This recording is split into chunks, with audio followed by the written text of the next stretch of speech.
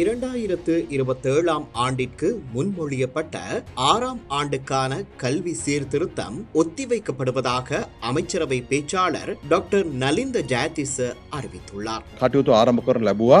මේ වන විට 6 වෙනි ශ්‍රේණියේ විශේෂ ඉංග්‍රීසි මොඩියුලේ තිබෙන සමහර දේවල් සම්බන්ධයෙන් සහ තවත් කරුණු කීපයක් සම්බන්ධයෙන් සමාජයේ යම් ව්‍යාකූලත්වයක් පැනනගිලා තිබෙන බව අපි දන්නවා. இந்த அறிவிப்பு கல்வி சீர்திருத்தங்களை முழுமையாகவும் பொறுப்புடனும் நடைமுறைப்படுத்த வேண்டிய அவசியத்தை வலியுறுத்தும் ஒரு முக்கியமான அரசியல் முடிவாக பார்க்கப்படுகிறது.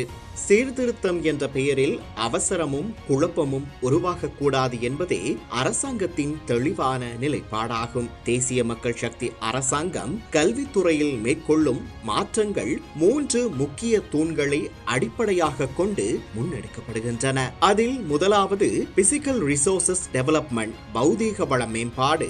2026ஆம் ஆண்டுக்கான தேசிய பட்ஜெட்டில் பாடசாலைகளின் கட்டிட வசதிகள், ஆய்வுக்கூடங்கள், நூலகங்கள், டிஜிட்டல் உபகரணங்கள் உள்ளிட்ட அடிப்படை வளங்களை மேம்படுத்த பில்லியன் கணக்கில் நிதி ஒதுக்கப்பட்டுள்ளது. பாடத்திட்டம் மட்டும் மாறினால் போதாது, அதற்கு ஏற்ற சூழலும் கட்டமைப்பும் அவசியம் என்பதே அரசாங்கத்தின் அணுகுமுறை. இரண்டாவது முக்கிய அம்சமாக ஹியூமன் ரிசோர்சஸ் டெவலப்மெண்ட், மனிதவள மேம்பாடு முன்னெடுக்கப்படுகிறது.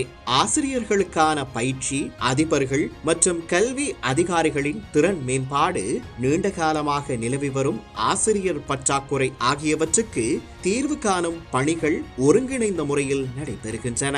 கல்வி சீர்திருத்தம் வெற்றியடைய வேண்டுமென்றால் அதை நடைமுறைப்படுத்தும் மனித வளமே முதலில் வலுப்படுத்தப்பட வேண்டும் என்பதே அடிப்படை உண்மை.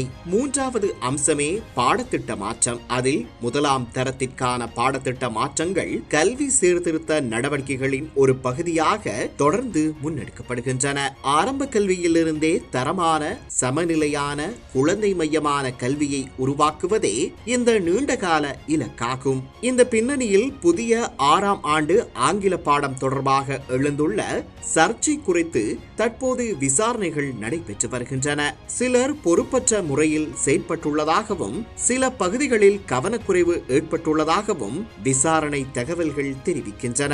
இந்த சர்ச்சை பூதம் தை மாதம் கிளம்பி இருப்பதால் திருத்த நடவடிக்கைகளை முழுமைப்படுத்தி பாடப்புத்தகங்களை பாடசாலை சமூகத்திற்கு வழங்க போதிய காலமின்மை என்ற நேர சிக்கலும் இளையோடி இருப்பதும் 2027ஆம் ஆண்டிற்கு பிற்போடுவதற்கு இன்னொரு முக்கிய காரணம். මේ 6 වෙනි ශ්‍රේණියේ ඉංග්‍රීසි මොඩියුල සම්බන්ධයෙන් පැනනගිලා තිබුණු තත්ත්වය පිළිබඳව අපරාධ පරීක්ෂණ දෙපාර්තමේන්තුව වෙන පරීක්ෂණයක් කළා.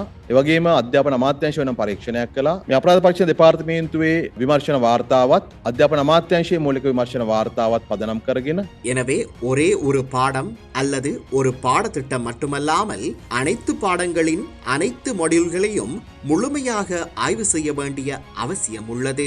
அதே நேரத்தில் சமூகத்தில் உள்ள சில பிற்போக்கு வலதுசாரிய மதவாத சக்திகள் உண்மைகளை திரித்து பொய்யான அச்சங்களையும் வெறுப்பு பிரச்சாரங்களையும் மக்கள் மத்தியில் விதைத்திருப்பதும் கவனிக்கப்பட வேண்டிய முக்கிய அம்சமாகும்.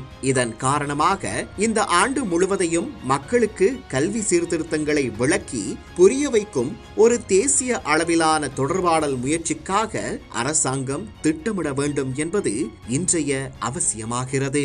வெளிப்படையான தகவல் பகிர்வு, ஆசிரியர்கள், பெற்றோர்கள், மாணவர்கள் உடனான உரையாடல்கள், சமூக மட்ட கலந்துரையாடல்கள் மூலம் மட்டுமே பிற்போக்கு வலதுசாரி மதவாத சக்திகளின் வெறுப்பு பிரச்சாரத்தை தோற்கடிக்க முடியும். உள்ளக தகவலின்படி 6ஆம் ஆண்டு பாடத்திட்ட மாற்றம் மட்டுமே தற்காலிகமாக ஒத்திவைக்கப்படுகிறது.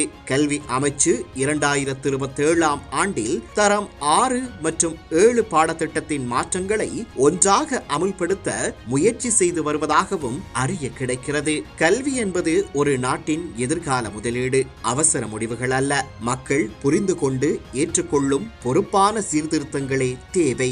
தேசிய மக்கள் சக்தி அரசாங்கத்தின் கீழ் கல்வி அமைச்சர் கலாநிதி அரணி அமரசூரிய தலைமையில் முன்னெடுக்கப்படும் கல்வி சீர்திருத்தங்கள் கல்வி வழியாக நாட்டின் எதிர்காலத்தை ஒளிமயமாக்கும் என்ற நம்பிக்கையோடு எமது குழந்தைகளுக்கும் நாட்டின் வளமான எதிர்காலத்தை எதிர்பார்ப்போமாக.